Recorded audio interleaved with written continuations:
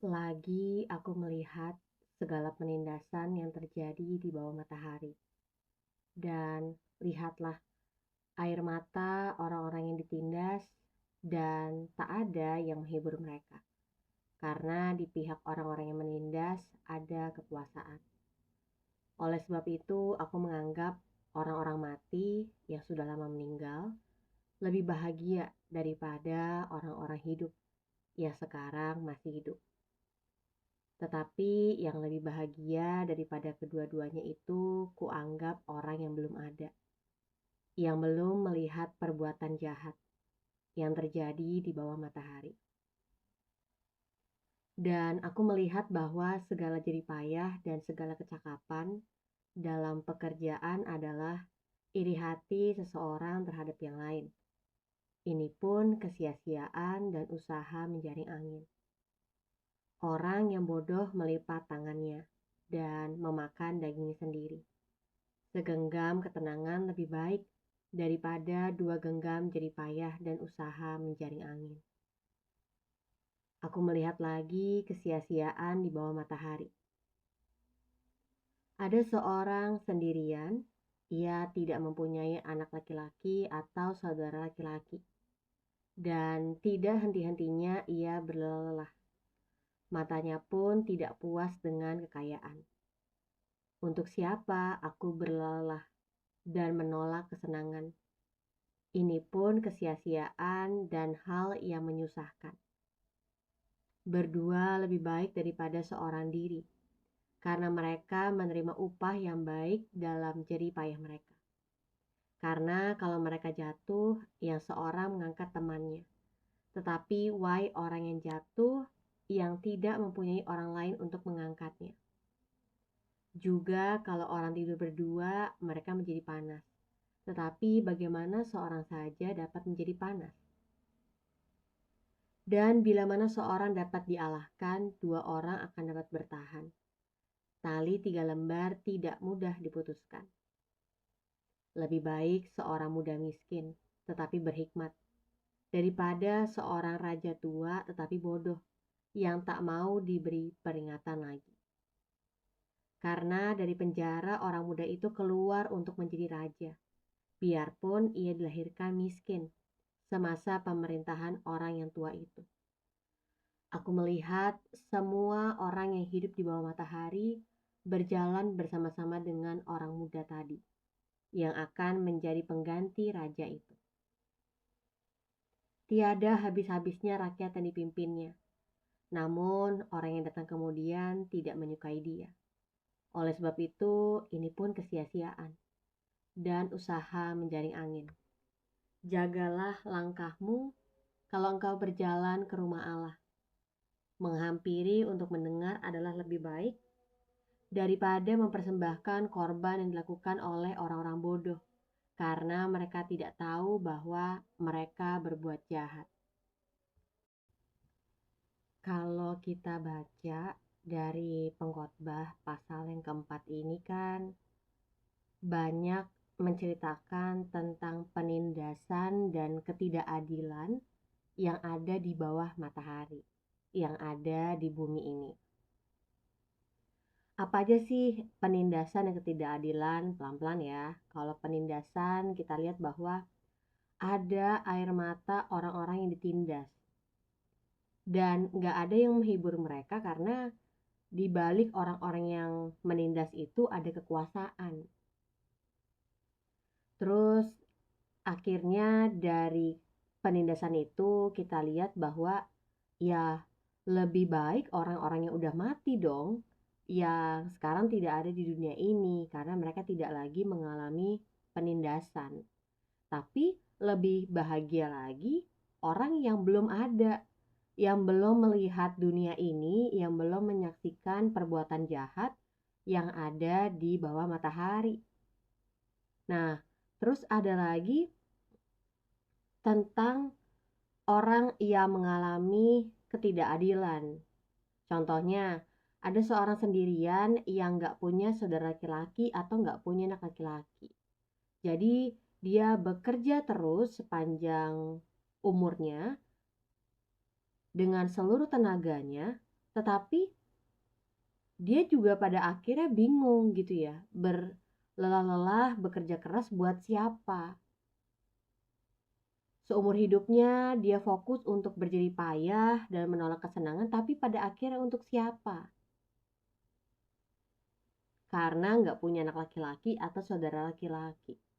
Nah ini kan sebuah ketidakadilan gitu ya yang dialami oleh orang yang benar-benar tekun dalam kerja kerasnya, tapi ya nggak ada yang melanjutkan usahanya. Itu sebabnya akhirnya kita pengkhotbah pasal yang keempat ini bilang bahwa ya berdua lebih baik daripada seorang diri. Keuntungan adanya orang lain yang menolong kita ketimbang kita menjalani kehidupan ini sendiri gitu ya. Tentu saja akan ada kelemahannya ketika kita berjalan, ketika kita hidup dengan orang lain, tetapi ada keuntungan juga dibandingkan hidup hanya seorang diri. Sama nih dengan yang di ayat yang ke-13. Kalau ada orang yang muda tapi miskin, tetapi berhikmat, itu lebih baik daripada seorang raja tua tapi bodoh yang gak mau diberikan peringatan lagi. Nah, kenapa sih ini harus dibahas di pasal yang keempat ini? Kita pelan-pelan ya baca. Jadi kalau kebenaran yang menceritakan tentang Allah yang kita lihat dari pengkhotbah pasal keempat ini, aku sih tidak melihatnya ya. Barangkali pendengar, bapak, ibu, atau saudara sekalian ada yang mendapatkan kebenaran tentang Allah, boleh tulis di kolom komentar ya. Jadi kita bisa saling berbagi. Nggak hanya saya aja yang berbagi, tapi saya menunggu apabila ada saudara-saudara yang mendapatkan insight yang baru tentang pribadi Allah dari perikop pasal yang keempat ini. Tetapi kalau kebenaran tentang manusia tentu saja ada. Ya, kita lihat bahwa oh ternyata di pihak orang-orang yang menindas tuh ada kekuasaan. Ya, kekuasaan yang membuat orang itu kadang lupa tentang sesamanya. Kekuasaan yang membuat orang lupa tentang kebenaran, tentang keadilan. Dan itu kan yang kita lihat gitu ya terhadap orang-orang yang berkuasa yang lupa bahwa ada kebenaran yang sebenarnya harus mereka lakukan ketika mereka punya kekuasaan itu. Yang kedua adalah saya temukan segala jerih payah dan kecakapan adalah iri hati seorang terhadap yang lain. Jadi ternyata usaha seseorang, pencapaian seseorang untuk bagaimana dia mengembangkan skillnya, talentanya itu bisa berasal dari iri hatinya terhadap yang lain. Menarik ya, tapi benar juga sih. Iya kan, kadang kita nggak mau kalah sama orang lain, jadi kita justru melakukan yang terbaik. Kita coba semua jalan karena kita nggak mau kalah sama orang lain. Nah, pertanyaannya itu benar atau enggak? Itu tepat atau enggak? Lalu yang ketiga, kita temukan bahwa berdua itu lebih baik daripada seorang diri. Karena tadi ada keuntungannya ya, ada keuntungannya. Kalau misalnya satu ada yang sakit, yang satu akan menolong, yang satu ada yang lemah, yang lain akan menolong. Memang pasti tidak akan sempurna sesuai dengan apa yang kita harapkan atau kita ekspektasikan, tapi setidaknya ada orang lain yang menolong kita tuh lebih baik loh daripada kita hanya berjuang seorang diri. Yang keempat adalah menghampiri untuk mendengar lebih baik daripada mempersembahkan korban, karena orang bodoh tidak tahu mereka berbuat jahat. Ini maksudnya konteksnya adalah ketika kita datang ke rumah Allah, datang beribadah kepada Allah gitu ya. Ketika kita mau mendekat kepada Allah untuk mendengar, itu lebih baik daripada kita hanya mau datang untuk mempersembahkan korban. Oke, ini Tuhan akan disenangkan, aku sudah melakukan kewajiban aku kepada gereja, aku gak pernah bolong persembahan. Tapi kita gak pernah menghampiri Tuhan untuk mendengar, itu parah banget gitu ya. Karena pada akhirnya itu membuktikan bahwa kita adalah orang bodoh yang gak tahu bahwa kita tuh berbuat jahat. Ya, Kita hanya melakukan sebatas rutinitas keagamawian kita aja, tanpa kita pernah punya keinginan untuk lebih mengenal pribadi Allah yang kita sembah. Nah, untuk perintah dan larangan aku juga tidak menemukan ya dalam pasal keempat ini. Dan selanjutnya mau melihat dari ayat yang pertama nih. Dikatakan, lagi aku melihat segala penindasan yang terjadi di bawah matahari. Nah, jadi sebenarnya kalau kita lihat dari bahasa aslinya, bahasa Ibraninya, yang adalah kata asyak itu punya makna to oppress, wrong, atau extort. Artinya ini bukan hanya penindasan aja, tapi juga pemerasan. Ya, kita lihat nih ada ketidakadilan di bawah matahari ketika Raja Salomo memerintah. Kita tahu ya bahwa pada masa pemerintahan Raja Salomo itu adalah masa kedamaian, masa kejayaan bagi bangsa Israel. Karena nggak ada perang, nggak ada kekurangan, semuanya aman, semuanya nyaman, ya kan? Tapi ketika dalam puncak kejayaan pemerintahan Salomo, tetap aja tuh Salomo melihat adanya pemerasan. Nah, ini menarik ya. Ternyata dalam keadaan yang nyaman dan aman masih ada aja nih ketidakadilan. Nah, kita lanjut ke ayat yang keempat. Ayat yang keempat menuliskan, dan aku melihat bahwa segala jeripayah dan segala kecakapan dalam pekerjaan adalah iri hati seorang terhadap yang lain. Kalau dalam versi NLT-nya, then I observe that most people are motivated to success because they envy their neighbors. Kalau NSSB-nya, then I observe that most people are motivated to success because they envy their neighbors. Sebenarnya ini agak sama ya. Iya, agak sama. Kalau Amplified Bible-nya versinya adalah, I have seen that every effort in labor and every skill in work comes from man's rivalry with his neighbor. Jadi sebenarnya apa sih iri hati ini gitu kan? Apa sih yang dimaksud dengan sebuah keinginan untuk mengalahkan atau untuk merendahkan seorang lain gitu ya? Nah, kalau dari bahasa Ibraninya ini berasal dari kata kinah yang punya makna zeal, jealousy. Jadi ada sebuah makna semangat kecemburuan akan persaingan. Nah, jadi ketika cemburu ini diarahkan kepada manusia lain, maka muncul emosi yang lebih merusak daripada marah. Nah, kalau kita aja melihat bahwa emosi marah itu bisa merusak sebuah hubungan, merusak seseorang gitu ya. Meskipun emosi marah itu menurut saya diperbolehkan. Tetapi kita perlu hati-hati untuk kita tidak terus-terusan marah. Itu kan yang akhirnya kita perlu waspadai. Jangan sampai marah itu memberikan sebuah celah bagi kita untuk berbuat lebih, yaitu berbuat kejahatan, gitu, merencanakan kejahatan. Nah, jadi ternyata kita baru tahu perasaan cemburu ketika kita mengarahkan cemburu kita kepada manusia lain, maka muncul emosi yang merusak, lebih parah daripada marah. Kalau dari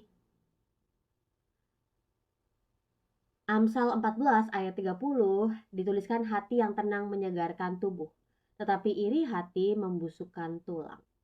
Amsal 6 ayat 34 sampai 35, karena cemburu adalah geram seorang laki-laki, ia tidak kenal belas kasihan pada hari pembalasan dendam.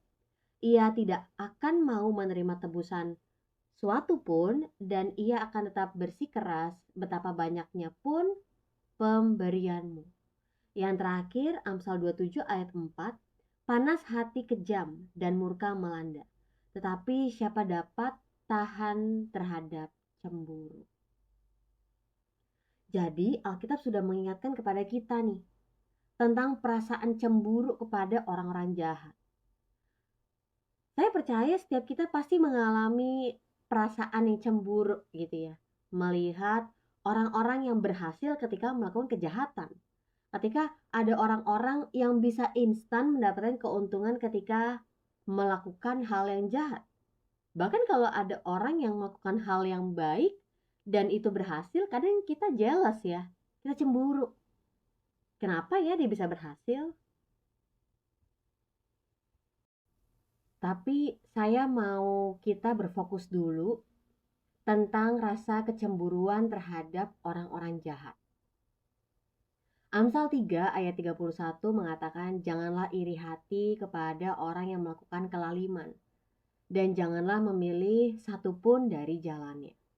Amsal 23 ayat 17, janganlah hatimu iri kepada orang-orang yang berdosa, tetapi takutlah akan Tuhan senantiasa. Amsal 24 ayat 1, jangan iri kepada orang jahat, jangan ingin bergaul dengan mereka. Mazmur 37 ayat 1 dari Daud, jangan marah karena orang yang berbuat jahat, jangan iri hati kepada orang yang berbuat curang. Dari ayat firman Tuhan ini sebenarnya mengajarkan kita untuk kita perlu berhenti ketika kita berfokus melihat orang-orang jahat. Kenapa kita jatuhnya akan terjebak kepada iri hati? Kenapa orang jahat kelihatannya mulus-mulus aja jalannya? Kenapa orang jahat keluarganya kelihatannya bahagia-bahagia aja? Kenapa orang jahat melakukan kejahatan tapi nggak ada satupun yang dapat menghukum mereka? Nah, Alkitab mengingatkan kita untuk kita berhati-hati ketika kita udah cemburu kepada orang jahat.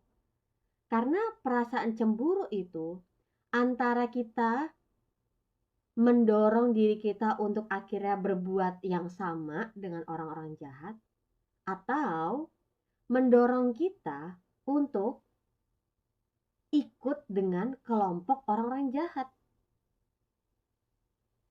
Tapi yang saya percayai adalah bahwa di dunia ini siapapun yang melakukan kejahatan, siapapun yang melakukan dosa, pasti akan ada hukuman daripada Tuhan.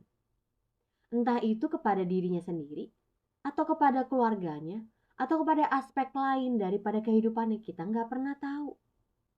Tapi yang jelas Alkitab sudah mengingatkan kita untuk jangan melanjutkan rasa iri hatimu terhadap orang jahat.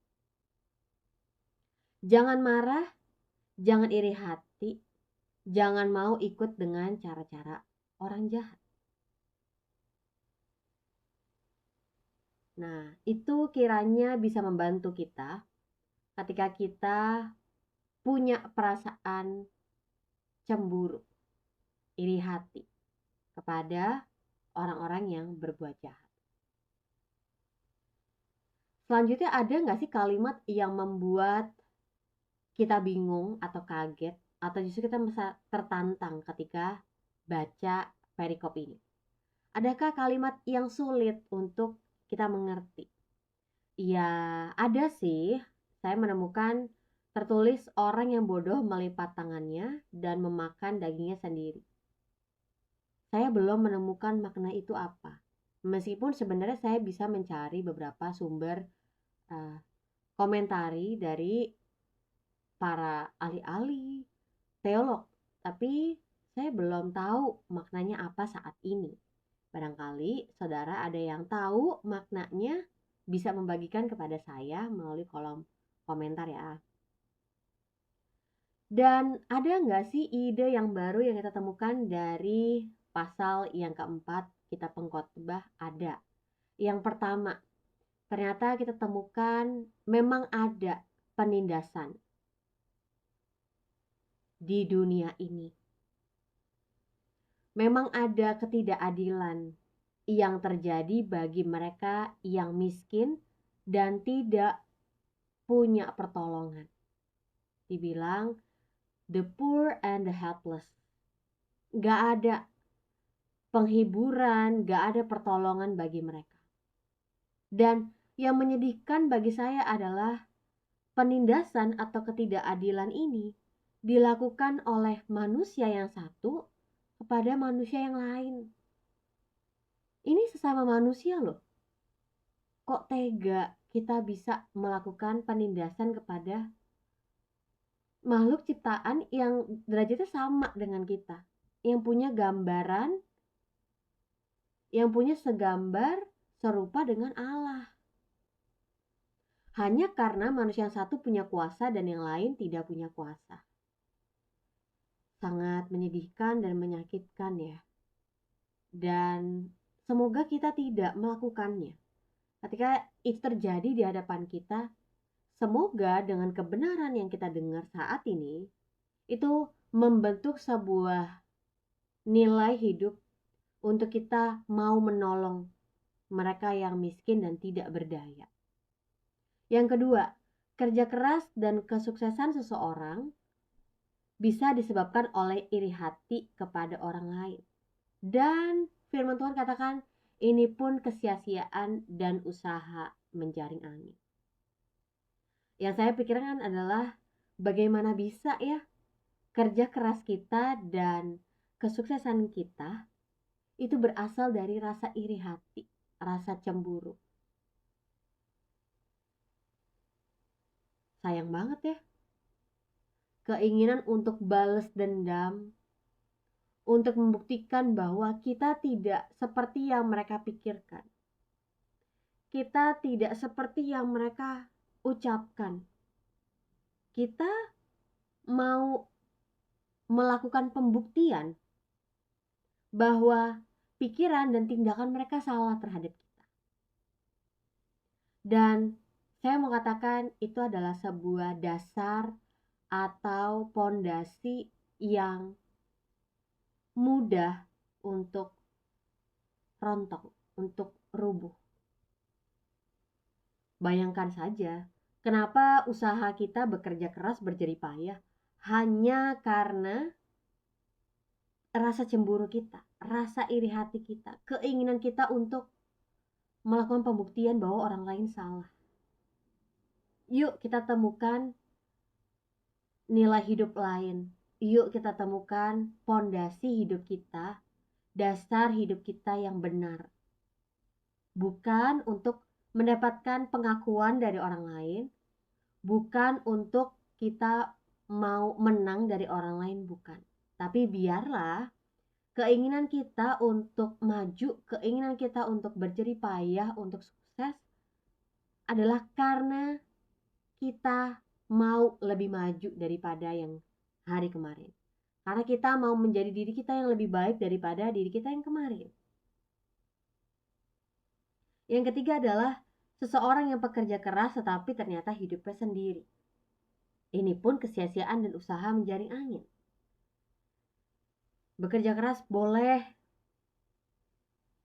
kita punya keinginan untuk tekun, untuk kita rajin, itu baik.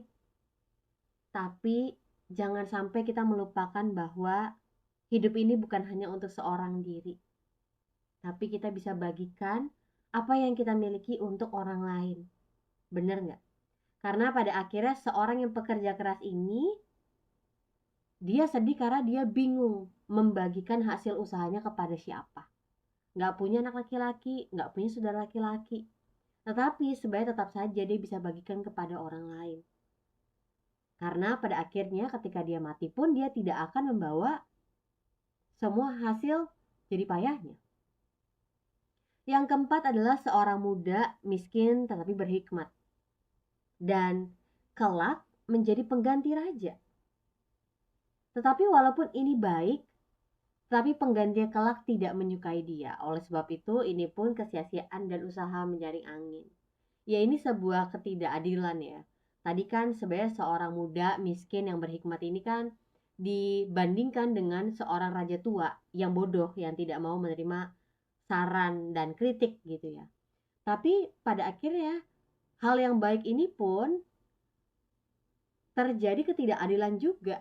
Karena di masa mendatang, pemimpin setelahnya tidak menyukai dia dan melupakan kenangan tentang seorang muda yang miskin yang berhikmat ini. Jadi ini pun sia-sia.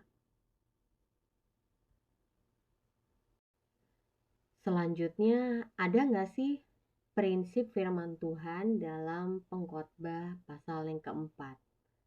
Nah, sebelum masuk ke prinsip firman Tuhan, ada nggak sih pergumulan personal atau kelompok yang dibahas dalam perikop ini?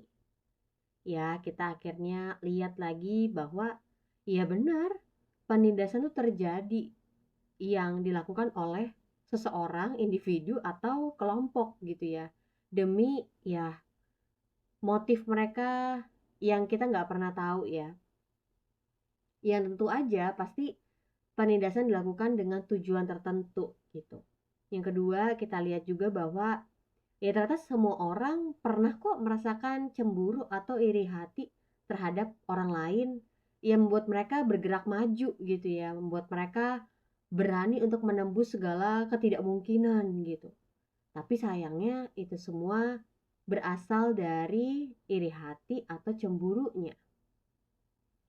Dan akhirnya kita lihat ada juga orang-orang yang menikmati pemimpin yang benar, pemimpin yang berhikmat, pemimpin yang punya hati bagi banyak orang. Yang disebutkan tadi ya, seorang anak muda yang miskin tapi berhikmat. Tapi ya pada akhirnya pemimpin sebaik sebagus apapun, belum tentu pemimpin penggantinya itu lebih baik daripada dirinya. Belum tentu juga pemimpin penggantinya menghargai pemimpin yang sebelumnya. Nah, ini kan kita lihat ya, di hadapan kita terjadi nih seperti ini. Sebuah penindasan dan ketidakadilan di bawah matahari. Lalu apa prinsipnya yang kita lihat? Bahwa penindasan dan ketidakadilan tidak bisa kita sangkal. Memang terjadi di dunia ini. Bahkan ketika Raja Salomo memerintah. Ya karena Raja Salomo meskipun dalam keadaan kemakmuran, kejayaan, kedamaian yang dimiliki oleh daerahnya, oleh bangsanya, dia menyadari bahwa dia pun nggak bisa melakukan keadilan. Dia nggak bisa meniadakan ketidakadilan gitu ya, karena itu tetap bisa terjadi. Dan saya percaya bahwa pada akhirnya penindasan dan ketidakadilan itu akan hilang ketika kita sudah bertemu dengan Allah kita Sang Pencipta. Karena memang saya setuju bahwa hukum itu sulit banget untuk benar-benar memberikan keadilan dan kebenaran. Seseorang pernah bercerita kepada saya mengatakan sulit sekali untuk kita menetapkan hukum yang adil dan benar. Karena kadang kalau mau adil nggak benar, tapi kalau mau benar kadang nggak adil. Dan sulit sekali ya. Tapi saya percaya ada satu hakim yang adil dan benar yang kita akan nantikan kedatangannya dan kita bisa berharap kepadanya. Bahwa meskipun di dunia ini kita tidak dapat keadilan, di dunia ini kita mengalami penindasan, penolakan, hal-hal yang tidak menyenangkan, tapi pada akhirnya kita lihat bahwa masih ada Tuhan, masih ada Allah yang akan memberikan hukuman seadil-adilnya, sebenar-benarnya bagi setiap orang. Dan setelah kita melakukan kebenaran ini, setelah kita tahu kebenaran ini, apakah perspektif kita berubah ketika memandang dunia? Ketika kita memandang orang-orang sekitar kita, apakah jadi berubah? Ketika kita tahu bahwa manusia yang satu bisa menindas manusia yang lain, manusia yang satu bisa melakukan ketidakadilan kepada manusia yang lain, manusia yang tahu bahwa ada orang lain yang bisa berhasil dengan cara yang benar dan dia tetap aja iri. Dia tetap aja akhirnya disetir oleh keinginan untuk menghancurkan orang lain. Apakah perspektif kita berubah untuk kita lebih mau memperhatikan sesama, menolong sesama? Itu saja dari Bible Study untuk Kitab Pengkhotbah pasal yang keempat. Kalau ada Bapak Ibu, para pendengar, saudara-saudara yang dikasihi Tuhan, mendapatkan hal-hal baru yang mungkin saya belum dapatkan ketika membagikan ini, jangan lupa untuk tetap tulis di kolom komentar supaya pada akhirnya ada orang-orang lain yang lagi mendengarkan rekaman ini, mereka bisa mendapatkan insight yang baru, mereka bisa mendapatkan value yang baru, mereka bisa mendapatkan hikmat yang baru yang mereka belum dapatkan sebelumnya. Jadi yuk kita saling berbagi setiap berkat kebenaran yang kita terima dari Tuhan, kita bagikan ke banyak orang sehingga orang-orang lain juga bisa mendapatkan kebebasan dalam hidup mereka, hati mereka dibebaskan, dipulihkan, pikiran mereka dibaharui, akhirnya mereka mampu untuk melakukan firman Tuhan jadi gaya hidup. Itu aja untuk Bible Study saat ini. Kita mau berdoa bersama. Tuhan, kami menyadari bahwa seadil-adilnya kami, betapapun besar perjuangan dan usaha kami untuk memperjuangkan keadilan, tapi kadang ketidakadilan yang terjadi. Rasa iri hati, mementingkan diri sendiri, berfokus kepada keuntungan diri sendiri atau keuntungan kelompok.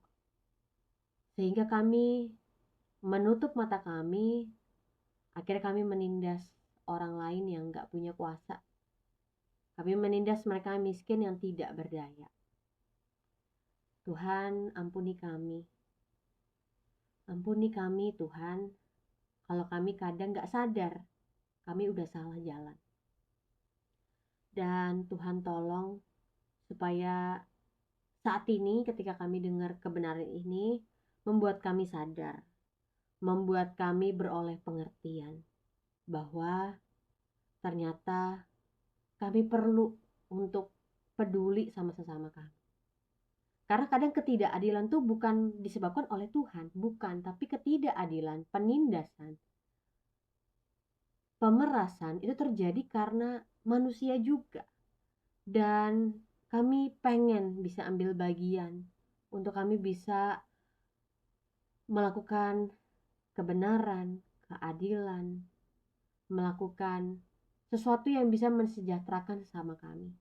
Jadi Tuhan tolong berikan kami kekuatan dan keberanian untuk kami bisa melalui segala hal, untuk kami tetap bisa berfokus melakukan hal yang benar, yang kami tahu itu yang Tuhan senang. Pakai kami dalam pekerjaan, pelayanan, dalam keluarga, dalam apapun yang kami perbuat, Tuhan, pimpin kami selalu. Terima kasih dalam nama Tuhan Yesus. Amin.